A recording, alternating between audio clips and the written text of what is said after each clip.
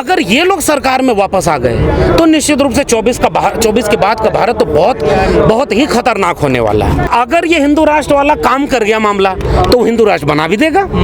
और हिंदू राष्ट्र बस असल में है नहीं, वो upper caste upper class male hegemony का थोड़े से लोगों का एक राष्ट्र बन जाएगा। बाकी लोग मजदूर और गुलाम की हैसियत में रहेंगे। लेकिन इतने मजबूत हैं कि वो मोहन भागवत को डराते हैं, इसलिए वो सफाई देते हैं कि जाति हमने नहीं बनाई, हमारे धर्म ग्रंथों में ये नहीं लिखा है। यानी बहस तो शुरू हुई है। तुम लोग रोज हिंदू राष्ट्र वालों कहते हो कि आरक्षण गलत है, जाति के नाम पर आरक्षण खत्म होना चाहिए। ये आरएसएस और मोहन भागवत ये कहें कि जब तक जाति नहीं खत्म होगी तब तक जातिगत आरक्षण नहीं खत्म होना चाहिए। कोई संविधान को ही खत्म करना चाहे और उसके अनुषंगिक लोग ये कहें कि 2024-25 में जाकर के भारत को हिंदू राष्ट्र बना देंगे, भारत के संविधान को बदल देंगे, तो ये सबसे बड़ा खतरा होता है। और अगर इस खतरे को, इस देश को इस खतरे से बचाना है तब तो आपको 24 का चुनाव किसी भी तरह से उन ताकतों को हराना होगा। की बात हो रही है पूरे देश में सर। मैं वही कह रहा हूं कि 24 का चुनाव इस देश के लिए इसलिए सबसे जरूरी है कि अगर ये चुनाव फिर से वो ताकतें जीत जाती हैं जो खुलेआम इस देश में लिंचिंग के लिए कोई कठोर कानून नहीं बनाती,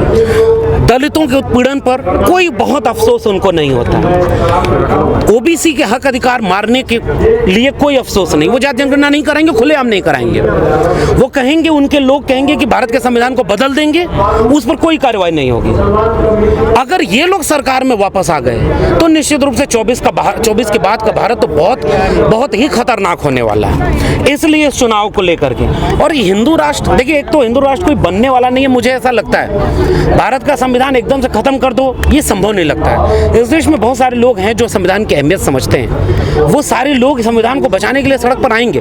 अभी जितना आना चाहिए वो नहीं आ रहा है। अभी हो सकता है कुछ लोगों को सांप्रदायिकता में मजा आ रहा है, कुछ लोगों को हिंदू मुसलमान के नाम पर लड़ाने में मजा आ रहा है, हो सकता है ये बात ठीक है, लेकिन मुझे नहीं लगता कि ये सब होगा। हाँ, ये सब सरकार बनाने में बड़ा काम करता है। अगर हिंदू मुस्लिम को आपस में लड़ाते रहो तो बाकी लोगों को शिक्षा, रोजगार, सवाल जो महत्वपूर्ण है, जैसे हम लोग बार बार कहते हैं शिक्षा बिक गई, इस पर कोई बात नहीं होगी, क्योंकि बात किस पर होगी? हिंदू मुस्लिम पर।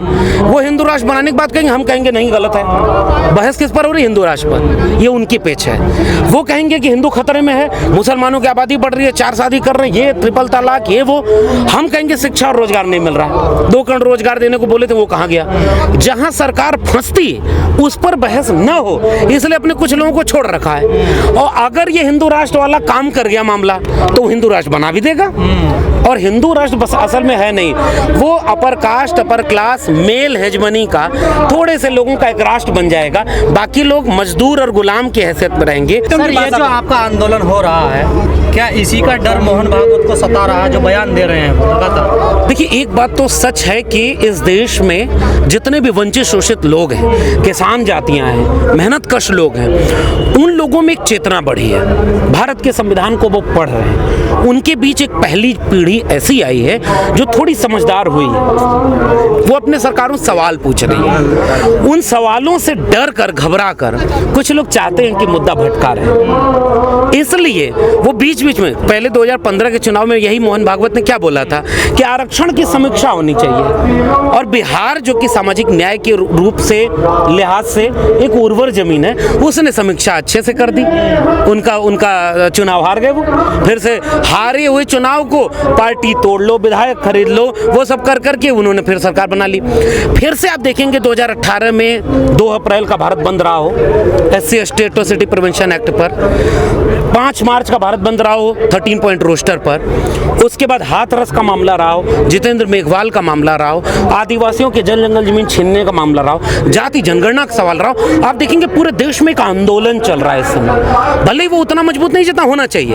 हम तो ये चाहते हैं कि भाई तुम्हारी, रुकिए ना पहले एक मिनट, अगर वो 90% है तो उनका आंदोलन मजबूत होना चाहिए। उतना मजबूत नहीं है। हम लोग कोशिश में हैं कि शिक्षा के सवाल, रोजगार के सवाल, आरक्षण के सवाल, सामाजिक न्याय के सवाल और मजबूत हों, लेकिन इतने मजबूत हैं कि वो मोहन भागवत को डराते हैं, इसलिए वो सफाई देते हैं कि जाति हमने नहीं बनाई, हमारे धर्म ग्रंथों में ये नहीं लिखा है। यानी बहस तो शुरू हुई है। अगर इस देश में पढ़े लिखे लोग, जागरूक लोग, समझदार लोग अपने हक के लिए थोड़ा और जागरूक हो जाएंगे तो धीरे धीरे और पन्ने खुलेंगे, थोड़ी और पढ़ाई होगी, थोड़ा और हिसाब मांगा जाएगा, थोड़ी और सफाई आएगी कि भाई जाति व्यवस्था हमने नहीं बनाई। अरे नहीं बनाई तो संघ ये घोषणा कर दे, मोहन भागवत घोषणा कर दे कि जात खत्म कर रहा हो। ये सारे लोग ईडब्ल्यूएस आरक्षण को खत्म करके कहें कि जाति के नाम पर हुआ अन्याय दुनिया में सबसे ज्यादा भारत में, और जाति के अन्याय पर सबसे कम समय में सबसे ज्यादा लाभकारी योजना कौन सी थी? आरक्षण। इससे लाभकारी योजना दुनिया में दूसरी नहीं हुई। उसके लिए तुम लोग रोज हिंदू राष्ट्र वालों कहते हो कि आरक्षण गलत है, जाति के नाम पर आरक्षण खत्म होना चाहिए। ये आरएसएस और मोहन भागवत कहें कि जब तक जाति नहीं खत्म होगी तब तक जातिगत आरक्षण नहीं खत्म होना चाहिए। आप जातिगत आरक्षण नहीं खत्म कर सकते तो सारे सरकारी संस्थानों को निजी हाथों में बेच दिया,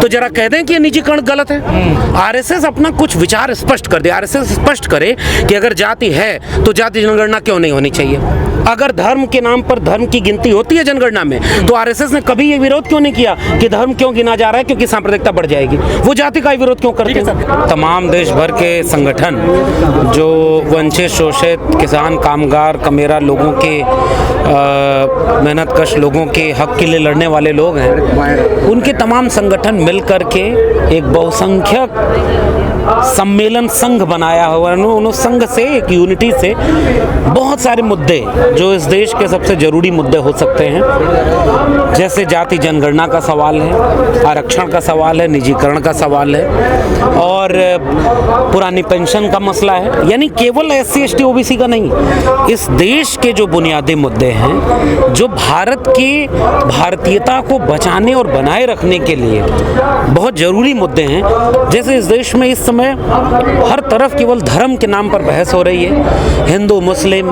मंदिर, मस्जिद और तमाम तरह की सांप्रदायिक नफरत की आग, बांटने, तोड़ने, लड़ाने की बात की जा रही है। ऐसे सम्मेलन देश को बचाने का काम कर रहे हैं। इन सम्मेलनों का मुख्य उद्देश्य भारत के संविधान को बचाना, संविधान की मूल भावना को बचाना, और उसमें सबसे कमजोर और हाशिए पर ढकेल दिए गए व्यक्ति को उसका हक अधिकार मिले, सबको बराबर का न्याय और सम्मान मिले।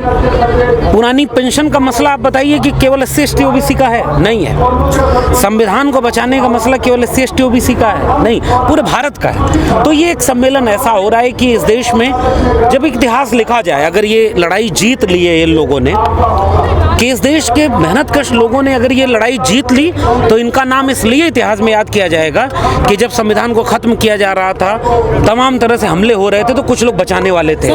लेकिन अगर ये लड़ाई हार जाते हैं, अगर ये लड़ाई हार जाते हैं, तो भी हारे हुए लोग इतिहास में इसलिए भी याद किए जाते हैं कि वो किसके पक्ष में खड़े होकर लड़ रहे थे। हर जंग जीत ली जाए तभी इतिहास में दर्ज हो, ये जरूरी नहीं। कुछ जंगें इसलिए इतिहास में दर्ज हो जाती हैं क्योंकि वो हक, अधिकार और न्याय के लिए सच के साथ खड़े थे। इसलिए मैं इस तरह के किसी भी आयोजन में शामिल होकर अपने हिस्से की लड़ाई लड़ने की कोशिश। 2024 की तैयारी है क्या? 24 तो एक चुनाव है। अगर ये कहा जाए कि चुनाव दर चुनाव इस देश में कई तरह के चुनाव होते रहे हैं, तमाम पार्टियां चुनाव जीतती हैं, हारती हैं। अगर आप देखेंगे कि बहुत ठोस ढंग से बदलाव, कोई बहुत बदलाव नहीं आता। इस समय जो सरकार है वो एक जगह पर बाकी पिछली सरकारों से अलग थी, और वो ये कि ये भारत के संविधान को ही खत्म कर देना चाहती है। इस देश में जो साझा शहादत से बना साझा विरासत का भारत है, जिसमें सब मिलजुल कर रहते थे, कोई किसी का हक अधिकार उस तरह से नहीं, दुश्मन बना के नहीं करता, ये सरकार उसको नेस्तनाबूद कर रही है। हर जगह मुद्दे पर धर्म, हर जगह मुद्दे पर आपस में लड़ाना, इससे बचाने के लिए ये चुनाव तो बहुत अहम है, और ये बात ठीक है।